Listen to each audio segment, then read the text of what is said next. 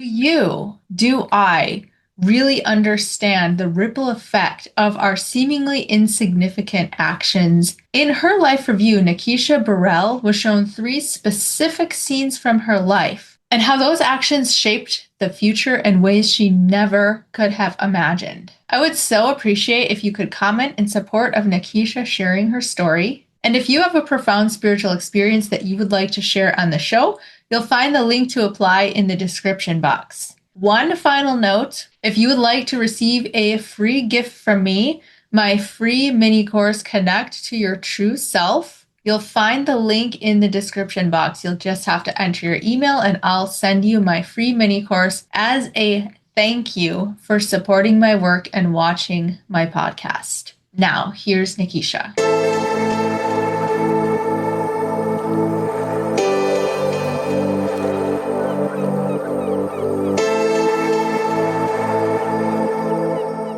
I would love to start by asking you to share about your NDE and any information leading up to it that's relevant to the story. Okay. All right. So, you know what? I'm just a regular Jamaican girl. I was born in the Caribbean, brought up there, and my family is very strict Christian. I say strict because as kids, we found it strict that every Sunday you have to pack up and go to church and go to the Sunday school and all of that. However, it was fun for me, but I was the kid out of all my siblings who always got in trouble because I was always asking the question, why are there so many gods?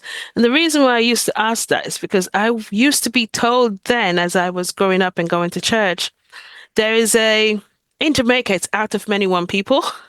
And after my NDE, I realized really what it meant. It's a melting pot of love in all different versions. So I had friends who were going to church on a Saturday. I had friends who were Rastafarians, didn't go to a church, but they nurtured the planet and everything else and their vessel.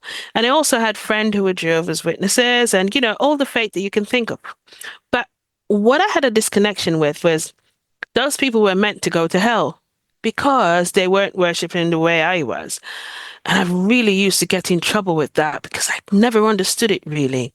So as I grew up, I kind of grew out of it because I was told as a child a lot to shut up, don't ask too many questions. And when I used to get dreams as a kid of fairies and stuff, I remember my parents used to buy me and my sister the most beautiful fairy tale books. And now I realize they were trying to kind of quiet me down in a sense to say, you know what, these are the stories from books, these things, these dreams you have and these visitations and stuff. So leave it there in the books. So anyway, I had a normal life.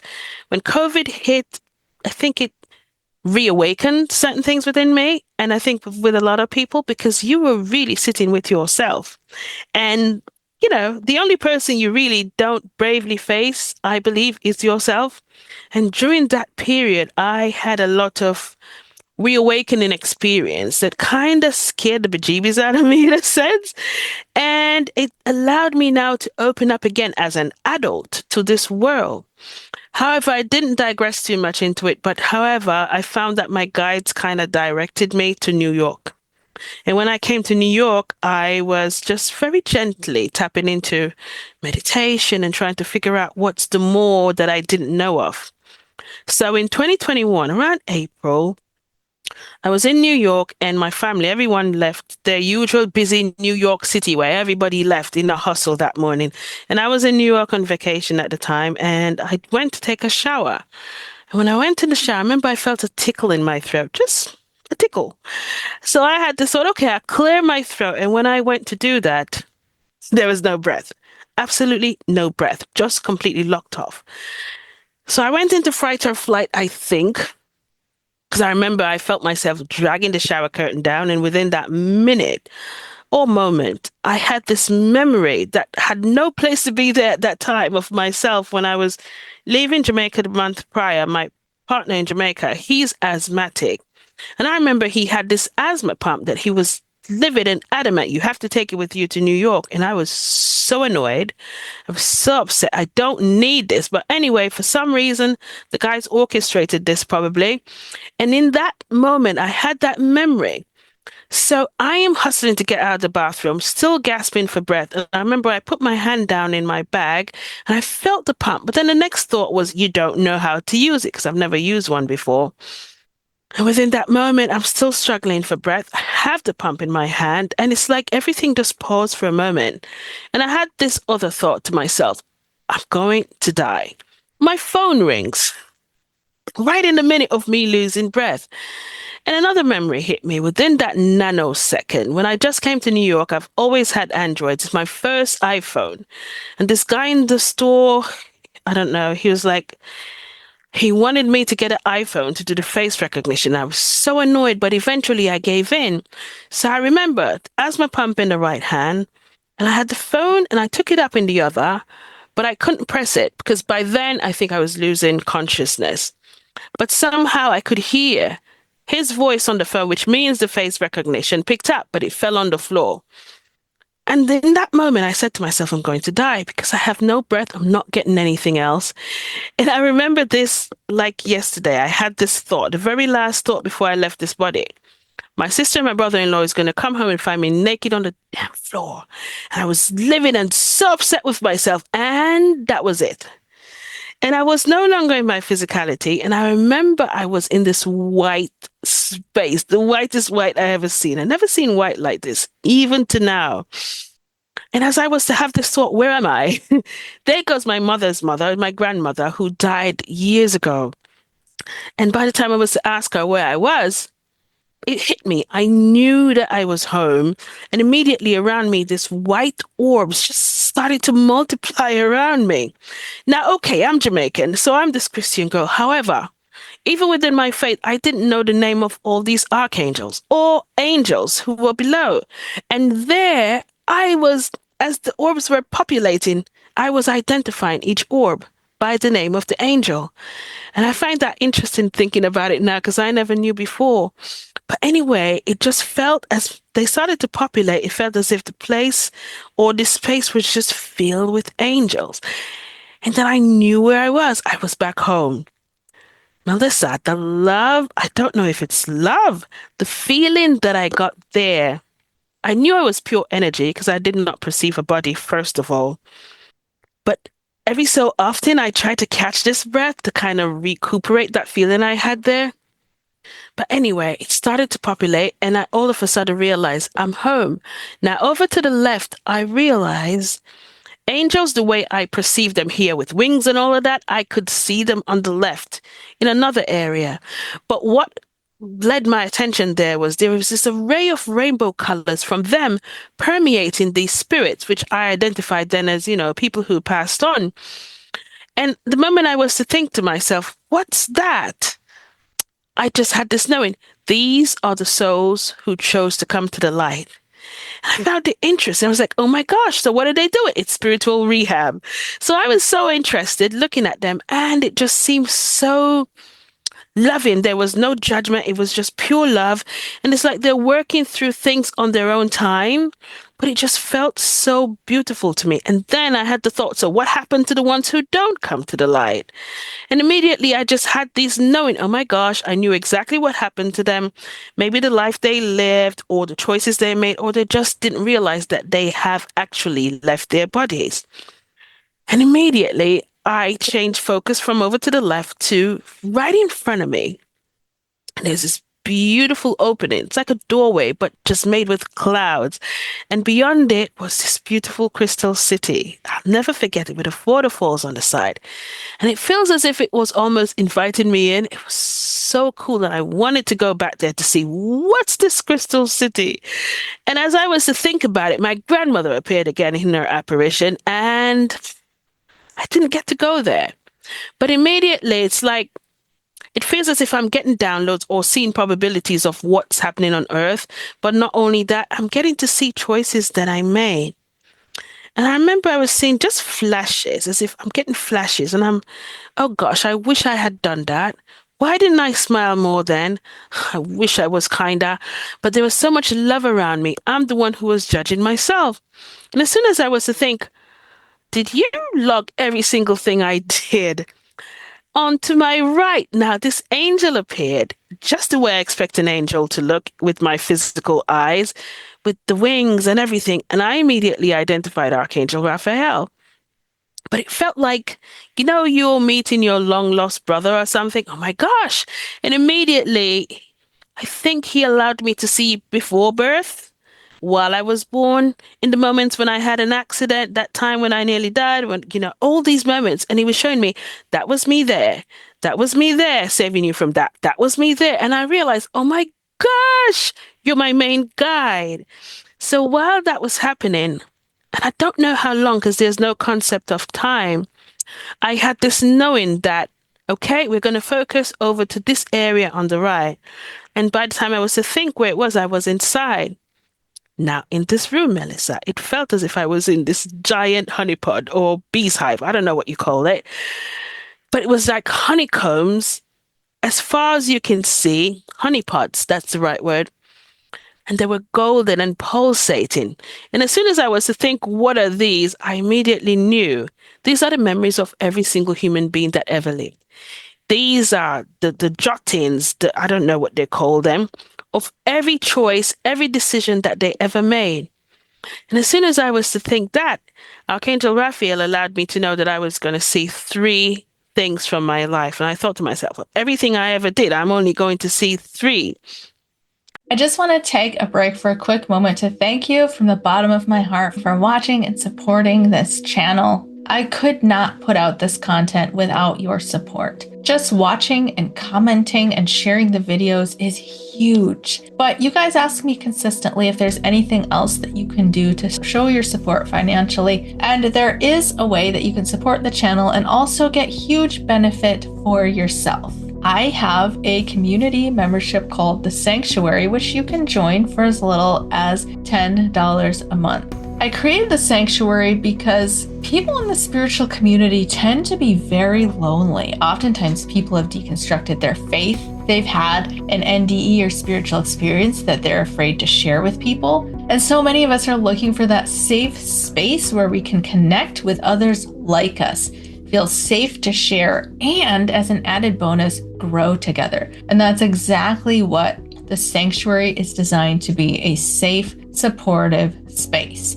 We have a thriving community. We have courses, mini courses, challenges, meditation soundtracks, and I'm now starting to create energy work infused meditation soundtracks for you to join with me in doing energy work and giving healing to the planet, which is by far my favorite type of content I have ever created in my entire time as a content creator. So join the Sanctuary today to get access to all of my meditations, my new energy work infused meditations, and all the other wonderful resources and people that you will meet in the Sanctuary. Link is in the description box. Thank you for your support. Now back to the show. And as soon as I was to think that, Archangel Raphael allowed me to know that I was going to see three things from my life. And I thought to myself, well, everything I ever did, I'm only going to see three. Anyway, a pod came out. It's beautiful, almost like a hologram. And the first scene I remember seeing was of myself at 5 years old. I was in this beautiful red dress. I didn't have that memory. I didn't remember that moment at all until then. And my sister was getting me ready.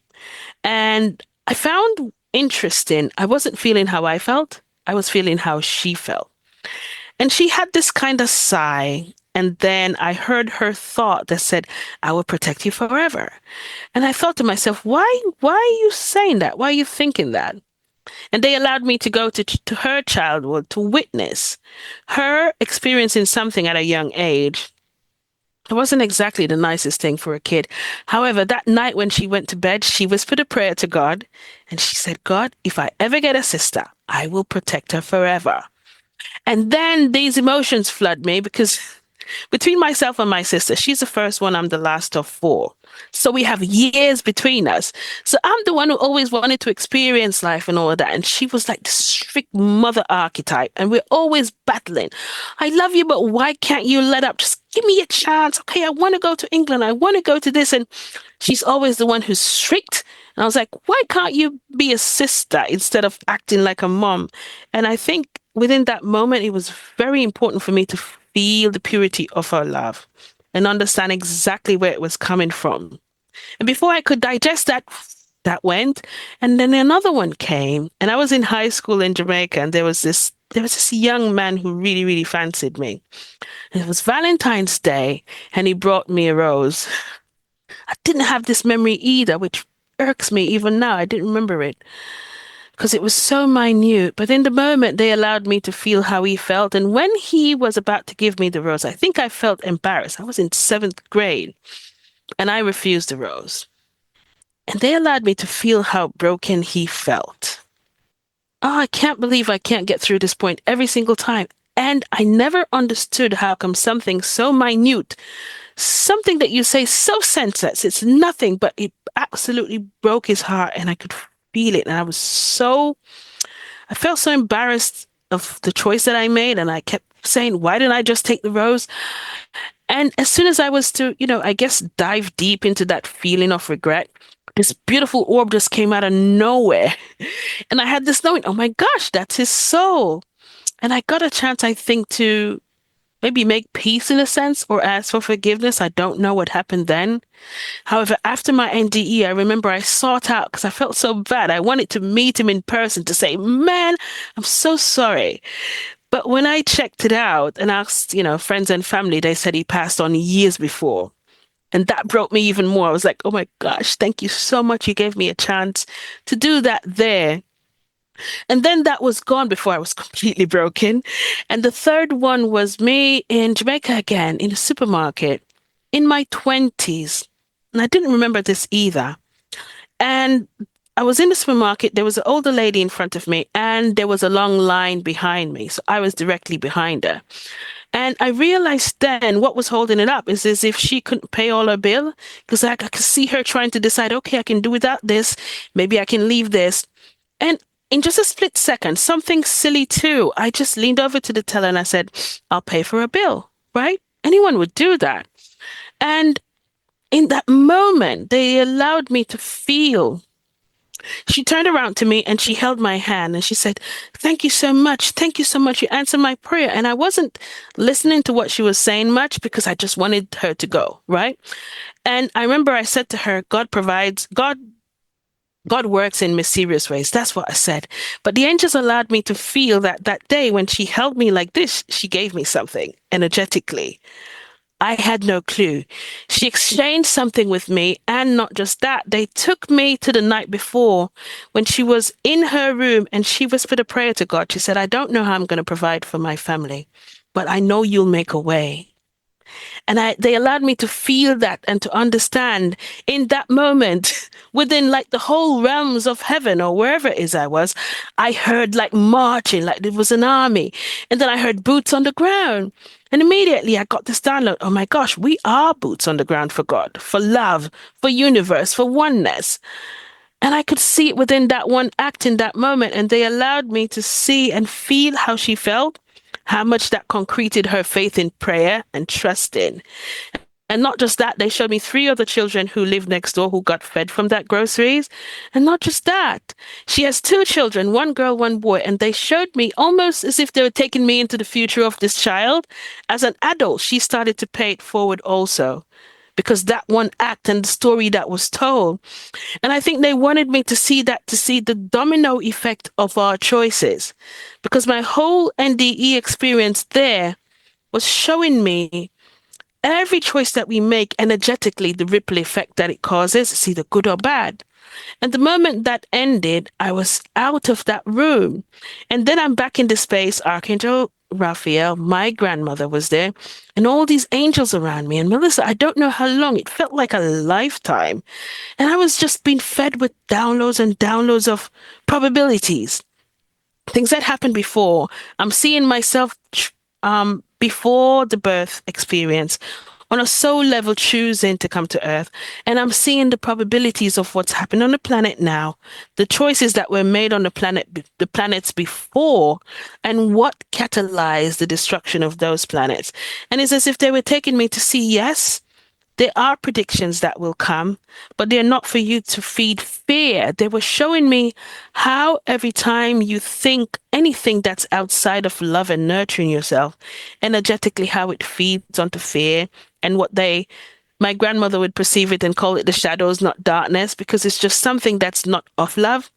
And they were showing me, okay, these are the probabilities for Earth, but what do you choose? Which Earth do you choose to experience? Because the choice is yours. And I found it very interesting going through this experience because all my life as growing up as a Christian, a Caribbean girl, I really always felt depleted, felt as if I was so unworthy, like my prayers were unworthy to God in a sense. You're not worthy. You don't have any part to play. If somebody else doesn't pray for you, well, God's not hearing your prayer.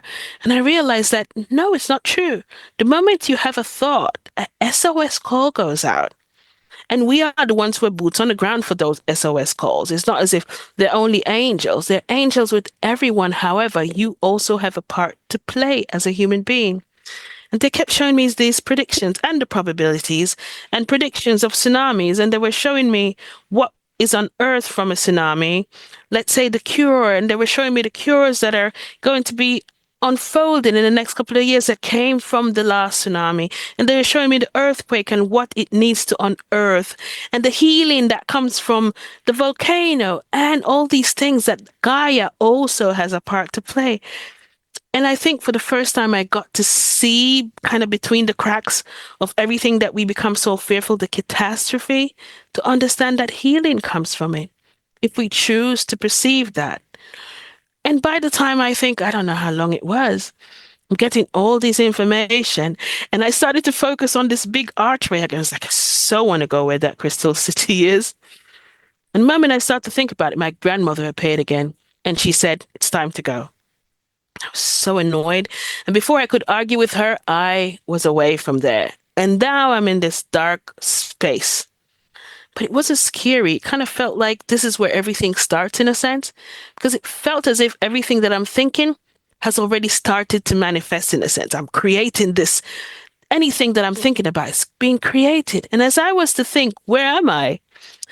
There was this prick within the darkness, as if somebody just took a pin and just poked the darkness.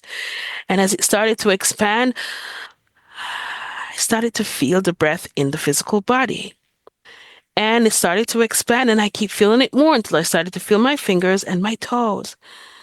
And the first thing I felt was disappointed. I was so disappointed because I'm back in the physical body. And I did not want to move because I didn't want to lose this feeling that I was feeling on the other side.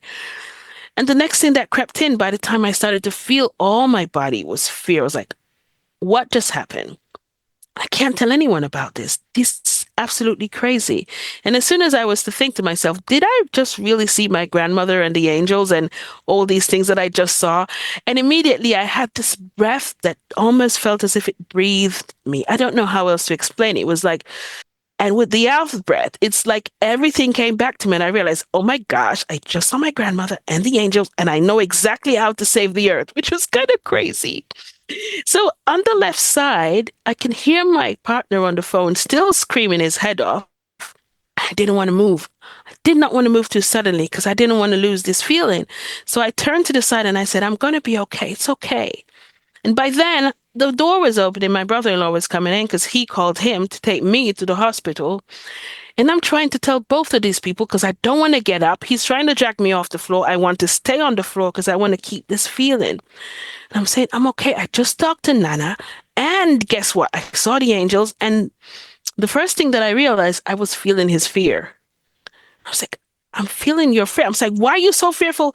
I'm not fearful. You're the one who's crazy. I'm taking you to the hospital. And the whole scenario just dawned on me. Oh my gosh, I now know a little bit more than they do. They're taking life a little bit too seriously. I must tell them, you don't understand. It's okay. You don't need to have fear. And he's in an absolute panic state. And I eventually went to the hospital. And when I went to Kings County, it's the same thing. I'm trying to tell the nurse, listen, I'm okay. I don't need medication. I don't need to be. I just met with the angels. And it's the same thing. And because he told her about the asthma pump, she was working off the basis, just thinking that I probably puffed too much and I had a terrible anxiety attack. And I really wasn't there. I was just found it very interesting in the hospital how I'm feeling all these energies and I'm passing people and I know this person, oh, it's their exit point. Exit point means I know that they're going to pass on. And because you can now perceive the orbs around them and I can see, oh my gosh, the angels are with them. And I'm just in this space and I don't know why it happened this way, where right after that I'm at the hospital where there's so many frequencies and energies there, people going, people coming. And I was a little bit scared in a sense because now I'm in my physical body and I'm feeling, I'm not hearing what they're saying. I'm feeling it. What I found interesting about my NDE, though, Melissa, was it was easier for me to have that almost dying experience rather than coming back, knowing everything that I know, and feeling everything I now feel and perceiving life almost through different lens. It's as if I had these foggy lens and now they're cleared. But everyone else around me immediately still looks through those lens. And I didn't know quite how to match it to explain to them, the disappointments that happen in your life, they're really redirections. Try telling that to somebody who lost their job and don't have enough faith to understand. You know what I mean? Try to say that to somebody who's going through abuse. Like, I went through the abuse. And when I went through the healing experience with my angels, now I'm now attracted to people who also went through the abuse and saying to them, that was a catalyst moment in your life, but I want to show you what you missed, the overcoming that you gained from this, and understanding that your guides were there and trying to show people from a different perspective. That was the obstacle course for me. That has been the challenge for people to understand, you know what? The main point of life is two things. It's either you choose to give love to yourself or you choose to withhold it in every single thing, in every decision, every thought, every conversation, every person you allow around you, even your career. Is it filling you up? Is it nurturing you? Does it feel peaceful to your heart? Because if you say yes when you should have said no, you're withholding love from yourself. You're not pouring into you. And it catalyzes an energy out there that says, this person is really a half filled cup. And you attract yourself to others and other situations and conversations. That is the same thing. And you do perceive the world in that way, doom and gloom. And I have to struggle and life has to be hard.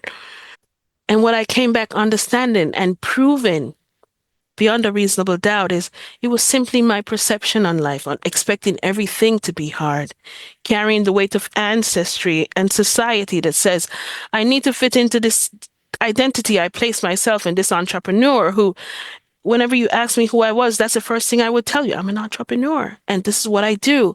But my guides taught me, what are you doing for the world now in your space, in your community, in your household?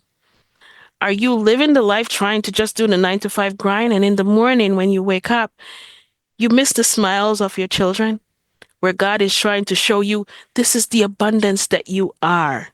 When you open your door, do you allow yourself to feel the sun bask upon your skin with gratitude and understand, oh my gosh, I am abundance. And the flower that you planted that's just been grounded right there in that solid space that decided to open last night because you were going through a transformational time in your life to show you that morning it will be okay because now you're going through a transformation. Pause and allow. And when I get to see life this way, I don't know who else would go through this experience and not want everyone else to try to perceive it this way. Because it does make life seem so much more enlightened and purposeful. Do you understand? Yes, yes, absolutely. Thank Yeah. you. Thank you so much for sharing, Nekesha. Your experience is absolutely incredible. And the way that you share it with so much passion, it pulls me like right into it as if I'm experiencing it with you. It's something to be felt. I think, I don't think I know now. Remember, my family is Jamaican.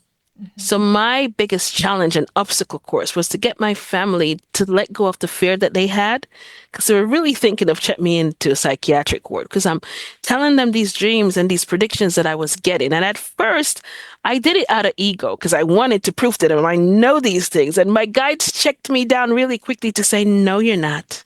This is not why you're supposed to do this. Allow them to know that this is a perceived probability. Now they choose how they want to experience it.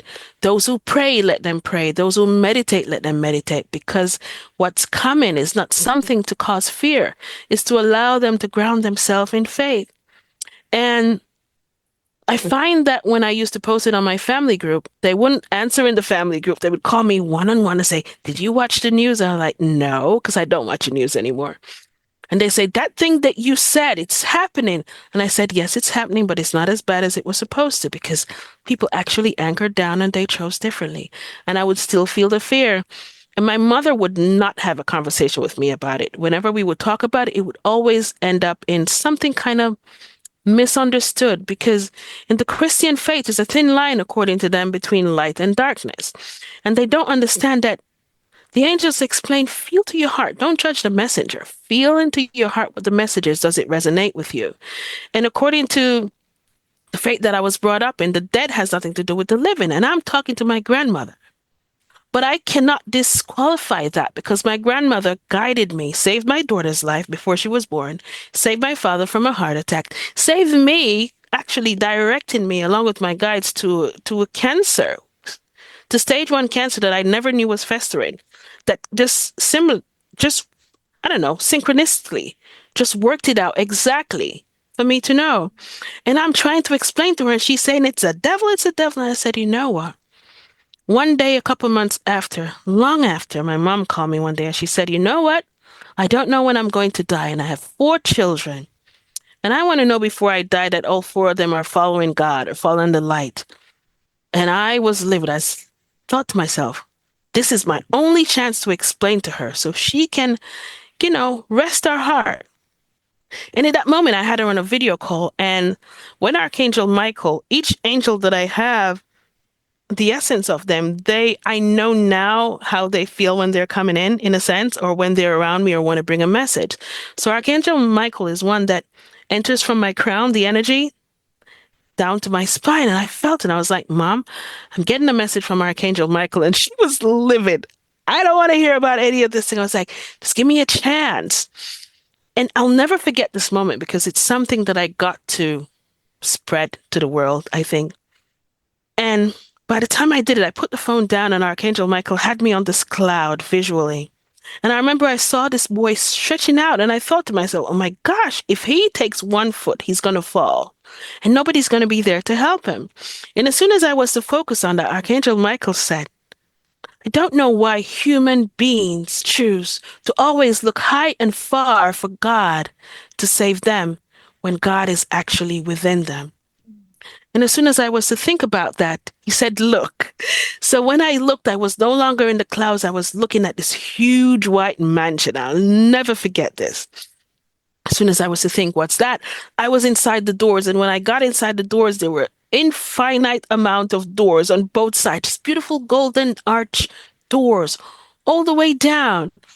And as soon as I was to think again, almost like when I had my NDE, as soon as I was to think it, I was there.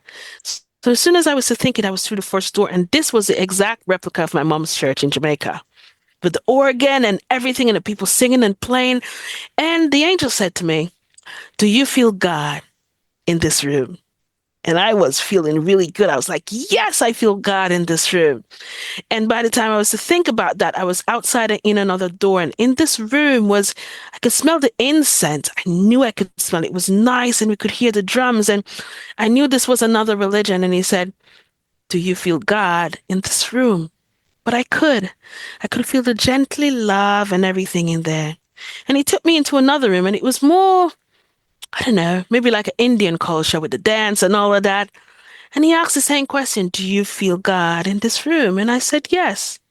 And when I went to the fourth room, I'll never forget it. It was a dark room. The only thing I could see was this big table, one chair, and a girl, and she was crying. And it was a solemn room. It just felt like sadness in a sense.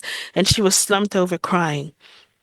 And he said, "Do you feel God in this room?" And I thought to myself, this isn't right. And I remember the angel said to me, anyone who has a perception of what God represents for them creates for themselves a room in this man. And as soon as I was to perceive, I'm looking again to see God, I saw these light orbs and I recognized those are angels comforting this girl.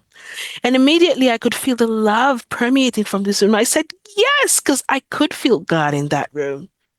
And as soon as I was to think of that, I was outside the door, and I'm looking at this mansion outside. And Archangel Michael said, can you contain God in that mansion?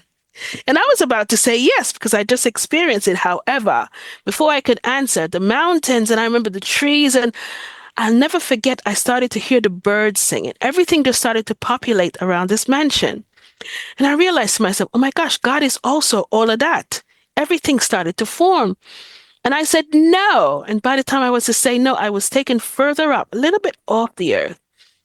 And when he said, look, Melissa, there were like mansions and mansions and mansions and mansions populating. And I thought to myself, oh my gosh, there's so many religions or thought constructs of God. And it just kept populating. I realized, oh my gosh, that's what all of us do, how we separate ourselves. And by the time I was to think, can you feel God out here? And I said, yes. And then I went further. And when I went further, I wasn't seeing the mansions anymore. I was seeing the planet Earth. I did a painting of this, and I was just more Earths just populating, just populating. And he said, can you feel God out here? And I said, yes. And he said, God is everyone, everything, everywhere, cannot be contained, owned, or identified. Go and tell them. And within that moment, it was just a puff of cloud, and I was out of there. And by then, my mom was on the phone. She was very livid at this point. And I took the phone up. I said, Mom, I have to tell you what I just saw.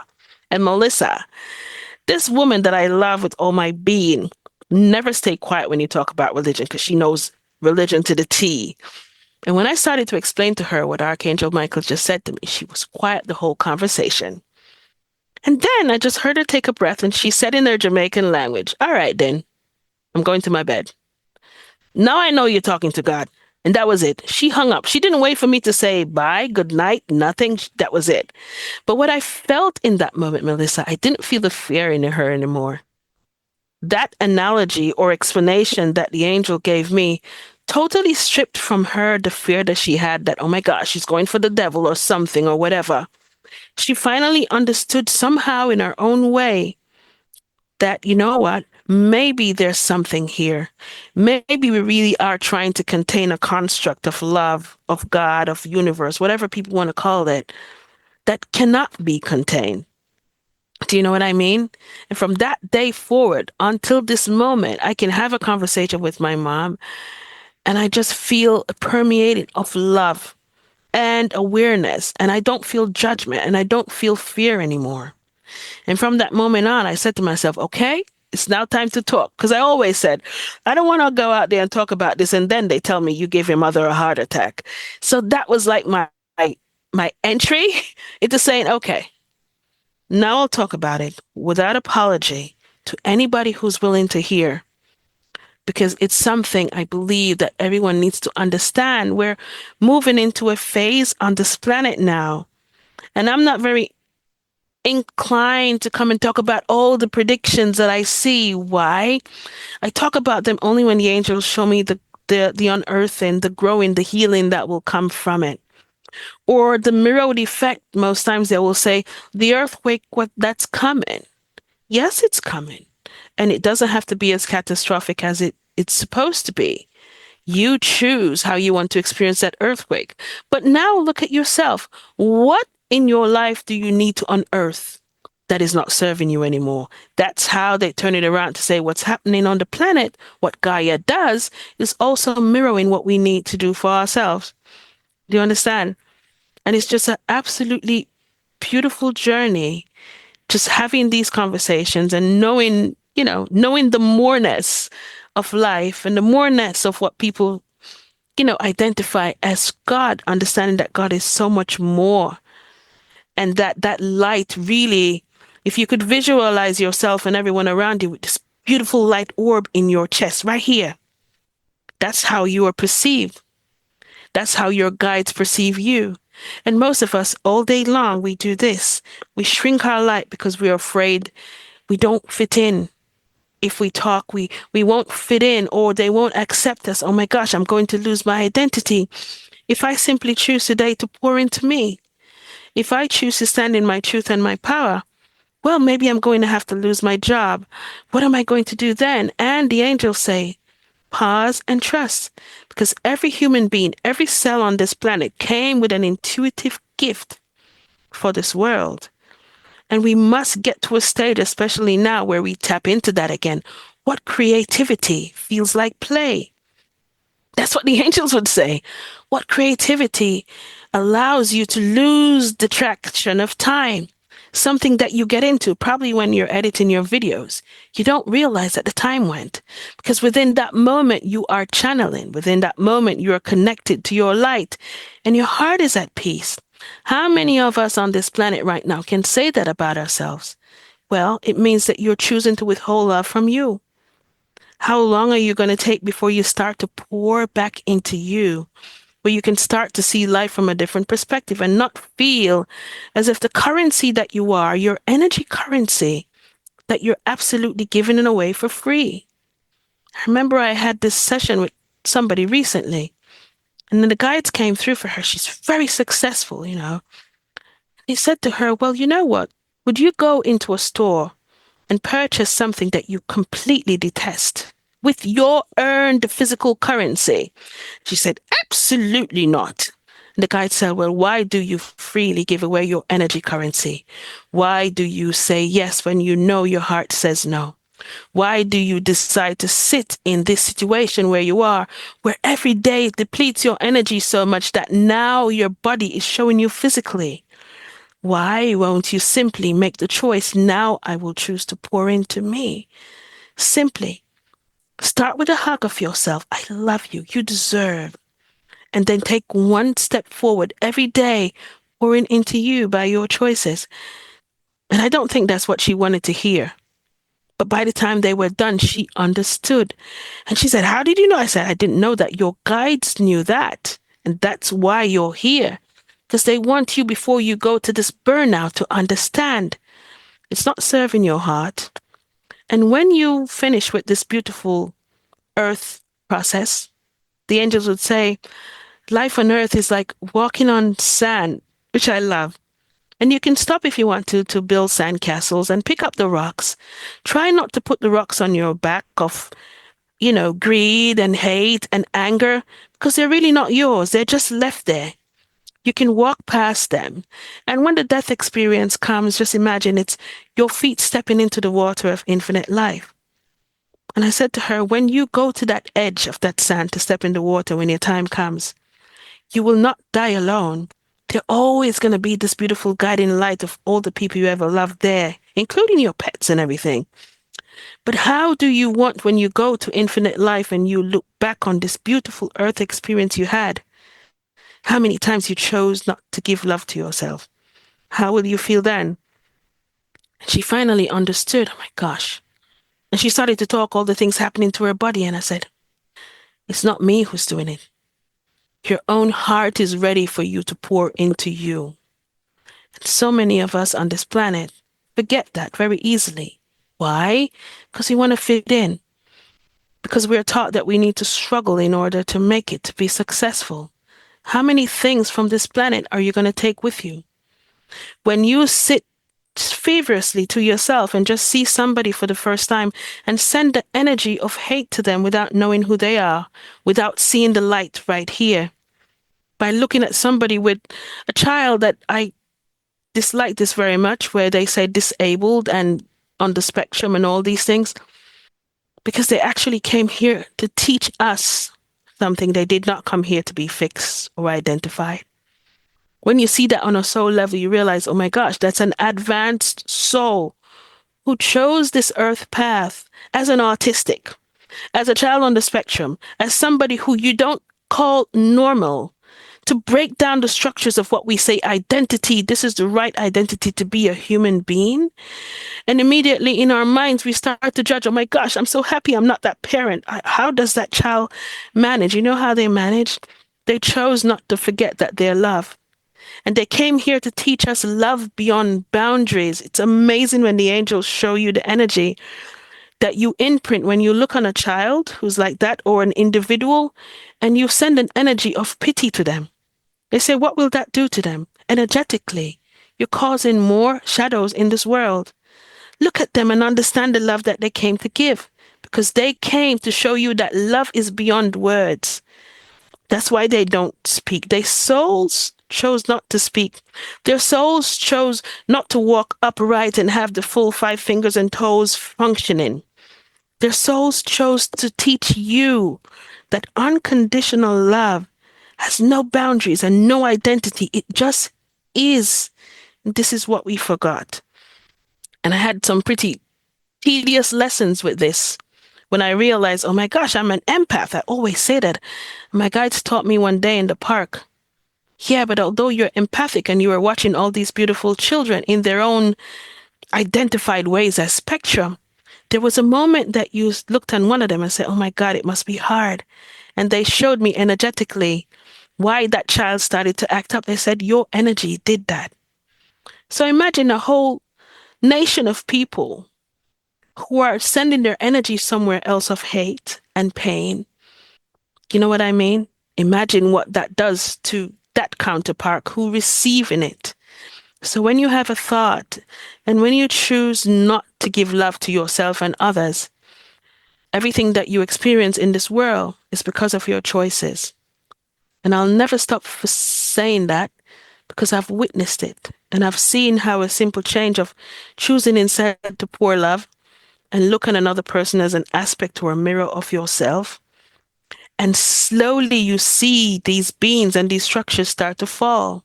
The political system, the education system, the way we choose to eat, they start to fall. Why? Because you are the architects of it, because you're starting to choose to think differently. Do you understand? So the education system eventually will change where children are allowed to be creative, where we are pouring into them instead of like harnessing them in a particular way like they're slaves. And we can actually choose to allow our bodies now to tell us what it needs to be healthy instead of eating everything synthesized, because now we are choosing from the thought that we have, I pour into me, which means I allow my body now to repel the things that I don't need and to harness the things that I do need. And we don't need to find ourselves where we have to be on the grind every day, losing the energy that I have to do this thing to earn only one tangible currency to pay out to other beings. Now we are allowing ourselves to tap into our intuitive creativeness so we can create the gifts that comes natural to us. So we also have that to sustain us for abundance. Do you understand? So it's a lot that's unpacking in the next couple of years. It's a very exciting time to be on this planet because people will simply start to ask, and they are already, what's my purpose? It's because their hearts are simply starting to open up like this rose. And it's ushering this question within them. You deserve more. What are you going to choose today? You know, you can do this thing that you did at 3 years old that they told you would never manifest to anything. It's time to do that now. This creative art that you love, your speaking ability, just being the beautiful being that you are and allowing people to heal us in your presence. It's a lot we have to do with energy, but slowly but surely, it's either we do it by choice or things will just start to happen that causes us to simply say, oh, we hit rock bottom and enough is enough. Thank you so much for sharing, Nekesha. Mm, I just loved hearing about the vision that you had that you shared with your mom, as well as all the truth that you brought back from it. mm. I would love to ask you a couple questions. When you came back from your NDE, you said that you knew exactly how to save the earth. What do we need to do to save the earth? The same thing I just explained. It starts by they showed me the earth like a body. And that was very important to me. So we have our bodies. This is my body. I call it my red Ferrari, okay? So the earth is your body, and every cell within this body represents each one of us. In this timeline that we're on now, there are so many of us who close our eyes, almost eyes wide shut, because we don't want to pay attention to the heart because I'm the kidney. I'm just doing what I need to do. And the fingers aren't paying attention to the toes because I don't care much. That's not happening to my family. And what they showed me is this. In order to change the trajectory of the earth, we all, every single one of us, misunderstood and not, have to understand that we're each a part active cell of this earth body. And if we're going to simply close a blind eye to say, I don't care about what's happening in that country, by not talking, and even if you don't talk, simply within your heart, sending healing to that part of the world or to that person, without your words, you can. What you're doing is basically saying, I can do without my hand, cut it off. That's how Mother Mary explained it to me once, and I found it interesting. Until we get to the point where we understand, yes, stop thinking that this set of people aren't worthy to be on this planet. They are. Because if you want to completely annihilate it causes an imbalance on this planet, does it not? It will never be the same. It will never be in balance. It will never flourish in abundance. And when you choose that this set of people or this sector or this culture does not deserve, it's like taking off one finger at a time off your body. Do you not need it? You may not use it every day. You may think, oh, only my brain and my heart is important. But imagine if the cells in your hand stop to function. What do you do with one hand? We are crippling our own planet by our choices, by thinking that we are all not one unit. To save the planet, we understand that we start by saving ourselves. By choosing within our hearts, I am going to pour into me, because when you do that, it's an energy that's magical. They showed me within a household, no matter how dysfunctional the family is, if there's one soul who came there, chose this dysfunctional family and chooses, despite all the dysfunction that's happening around me, I will be the guiding light within this space. Energetically, what it does, it causes even the most angry person to start to speak less anger because they're feeling this light that they never understood. And the children who witness it when they go out to their schools, and it's happening so horribly now, they understand, wow, I witnessed my mother pouring love into herself. So why don't I pour love into me? Which is a domino effect to the classroom, to the community. And that's where you start. It's not about being here and say, I can't do anything for this country and that. It's about doing your part where you are, because your cell matters in that part of this planet that you are. And it's as simple as that. And it sounds like, oh, I've said it to people and they said it's crazy, but that really is the secret sauce. That really is what we need to understand. That no matter your color or your religion or your faith is not abandoning anything.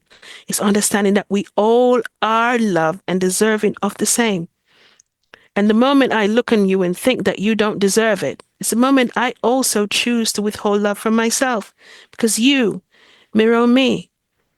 If we want to start, this is where we start. And we must do it now. Because the trajectory of this beautiful earth, as Gaia starts to shift, we're going to be running up and down as if we're crazy or scared of death and scared of not knowing what our purpose is. If the financial sector should be affected and people lose their jobs, then they're left out there not knowing what to do. Because you never stop for a moment to think to yourself, what gives me peace in my heart? And then your heart guides you to the creative gift that you always wanted to do that will sustain you when that market crashes. Do you understand? Because it's something that feels like child's play. And we must get to this stage where we understand. Stop looking out. Start looking in, feeling, not just listening to respond to what people say. Feel, allow your heart to guide you, because it does. There is scientifically this connection, they say gut feeling. The connection you have in your gut that tells you actually comes from here. There is an actual connection that goes to your gut, and your heart never guides you wrong. It always guides you to something that is for your best interest. So why instead we follow everything that's in trend? And our heart is whispering, it's really not for us. This just does not feel right for me. It does not allow me to feel balance. This anger that you fester is turning into a habit that really is depleting your body. And you hear it, but you don't listen. So when will you choose to break this habit? This habit that causes you to feel like you're no good and you're not deserving. When will you choose to start pouring love into you? By looking at the reflection of yourself 30 seconds longer and say, you know what? I am enough, despite what the world says. And I will not contain myself in that identity because all I really am is pure love. And start right there. So beautifully shared. I would love to ask you about your art. You told me Mhm. before we started recording that you painted some things from your NDE that you experienced in your NDE. Yeah, it was amazing for me coming back. I remember I was doing automatic writing a couple months after my NDE, and my guide said to me, you have a Picasso moment. I thought to myself, what's that? That's absolutely ridiculous. And what my guides were teaching me is you are what you think. And if you believe and confide in yourself, you can actually do it. And I said to myself, I could never do painting like that. My guide said to me, get the apparatus. That's what they call it. Get the apparatus and let's play. I thought to myself, what am I going to do? So I went on Michael's today and I ordered everything, everything plus more. And I remember that night I sat down with a very small canvas and I said to myself, what am I going to paint? And I said, just paint. And I remember I started with blue and I just started. I have that paint. It's not here with me. It's at my sister's house because she took it. It's so perfect. She said, I have to have this. So she has most of my paintings and friends and family. And I just started to paint. And when I was done, Melissa, I was like, oh my gosh, I did not do that. And my guide said, we did that, which was amazing. So ever since, I will probably have a dream of something, just something beautiful, like in a garden. And I would just wake up, and it wouldn't take me any time, sometimes 2 hours, to just finish a canvas, as probably this size canvas. And I'm just going and going and going, not thinking about anything. And when it's done, it's just beautiful. And sometimes when it's done, then I'll know exactly who needs to get it. So most of my paintings are with friends or family or just my sister's church because it's something that they taught me there. The way the angels explain it, channeling has changed the way we channel. They're teaching us as humanity not just to channel like I'm doing with the words, where I'm being this conduit of allowing angels to speak through me. Do you understand? Channeling is through creativity.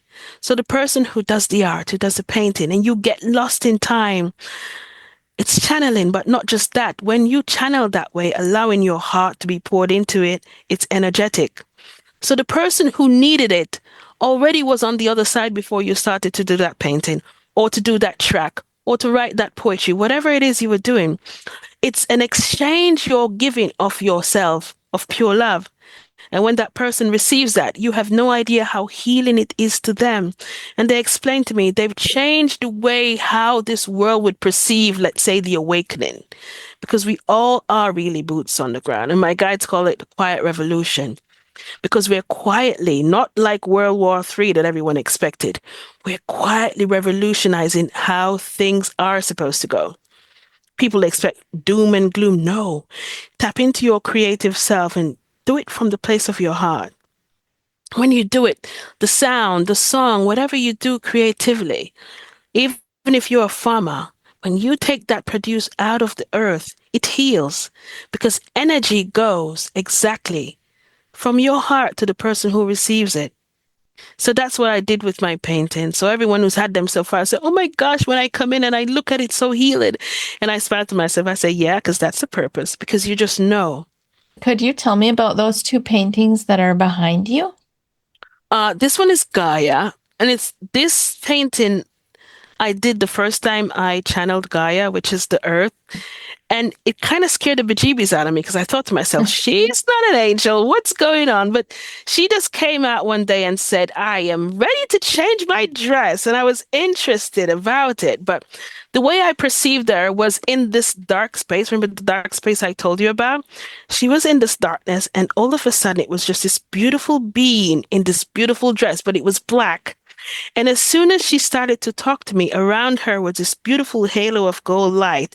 And then the earth just started to form around her and the rivers and everything. So from the blackness came all the colors and everything. So I was trying to recreate it on my side, which is a terrible rendition of it. But that's Gaia. That's a representation of Gaia to me. And then this one, which my daughter put up today, I changed it maybe about 3 times, but it's my rendition of when I am with the angels and they allow me to be into that kind of space between spaces and looking down on the earth. Just a reminder that we're always being watched and always being guided. So this one is what I did for that. And I have so many more, but most people have them as GIF. And the other one up there is just a friend of mine that died in 2023. See that one? Yes. He died in 2023, and my guides allowed me to see his transition. He was not he was not Christian. He didn't have faith or anything at all. And when I had the experience, that's what he turned into, this beautiful light orb. That's for Bob. And they allowed me to have the experience, talk to Archangel Michael, because he would not go to the light. He did not believe in Christianity or anything. So I had that experience where I could witness him choosing and trusting to finally go to the light. And then when he did, he finally just went off playing golf like he always did in this lifetime, which was so amazing. And that was my first like real experience of having someone I knew take, that transformation from life to death. So that will stay with me forever because every time I look on him, I remember about the death process and how beautiful it is when you go back to energy and you're welcomed, into that beautiful light of love. Thank you so much for sharing your Thank beautiful you. paintings. Would you like to share with people where they can find you and more about what you do? Anything that you want people to know about? Wow, there's so much that's going to happen now. However, I do one-on-one sessions now because my guide ushered me to do it, and it's a lot. I'm doing a lot there. But any information you need to find about me, you can check out my YouTube channel with under my name, Nekesha Burrell, or my website, souldeepconsciousness.love. I know it's long, but I just needed to have that. So if you go on any one of those two platforms, you'll see whatever I'm doing now. And yeah, I'm not shutting up now like I did when I was a kid. So I am going to keep talking about this love, light, and action and this quiet revolution that we're ushering in. Yes, and I'm so grateful that you are. Now, I would like to close out by asking you two questions that I ask all of my guests. Sure. And the first one is that love that you experienced in your NDE, is Mhm. there a way that people can experience that while in the body? Absolutely, because you already are that love.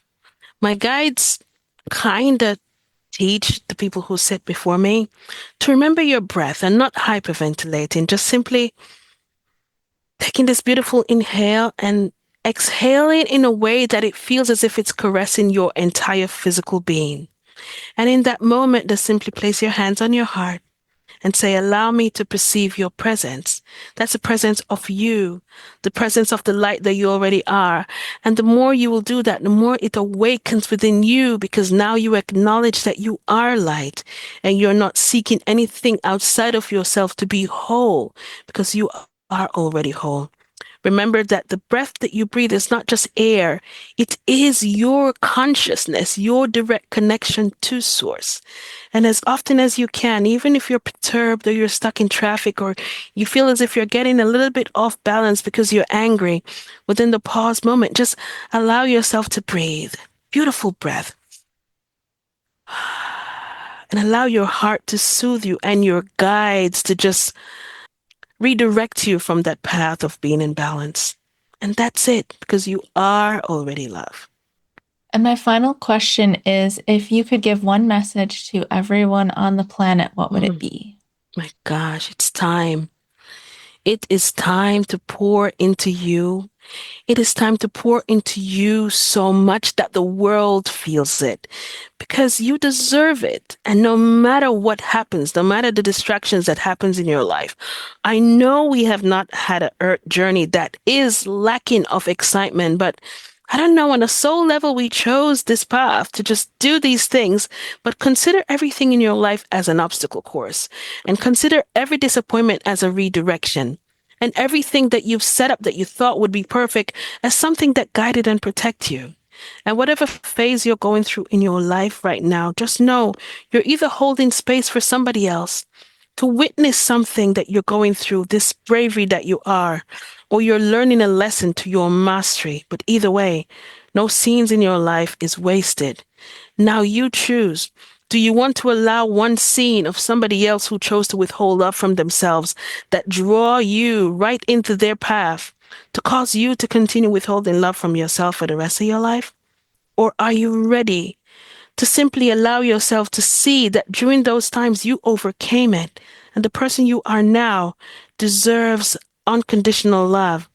Pour into you, nurture you in every thought, every conversation, every situation, and remember that you're guided. No soul came here alone. Thank you so much for watching. If you'd like to support the channel, we have a few fun ways that you can do that. I do have a merch store linked in the description. We've put some of the phrases on t-shirts that you guys requested. I have affiliate links to my favorite blue blockers, my favorite red light panel, and a couple of other companies that I work with. You can join my membership at the Sanctuary. You can sign up for an energy healing. I also offer a 4-session energy healing package. You'll find all these links in the description. Thank you so much for watching. Thank you so much for your support. Now go live your most extravagantly loving life.